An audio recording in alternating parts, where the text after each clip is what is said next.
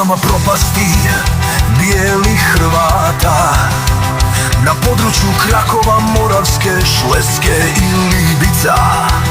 Pogiboše od dušmana naša sveta braća Adalbert i Gadencije.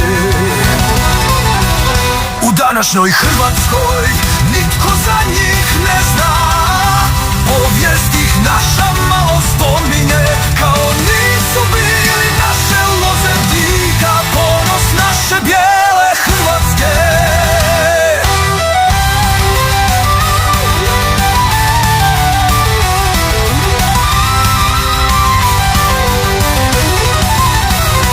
Dođoše nas glave, oni koje branismo, i nad njima smo vladali iz ljubavi i milosrđa. U veliku Hrvatsku mi ih primizmo i dašmo im drevno ime Hrvata.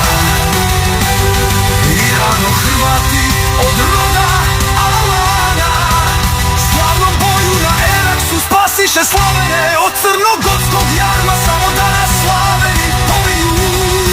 Pamtimo pokolj Hrvata od strane češkog kneza drugog Boleslava.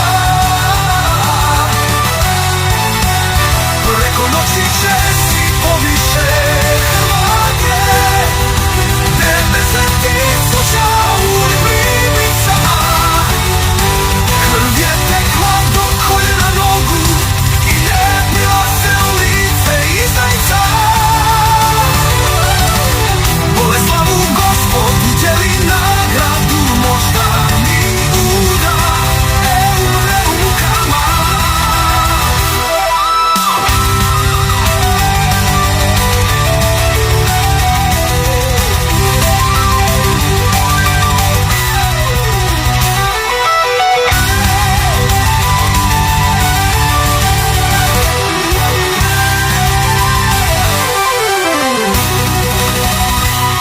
Bila zadnja plemenita kuća sjeverno od današnje Hrvatske.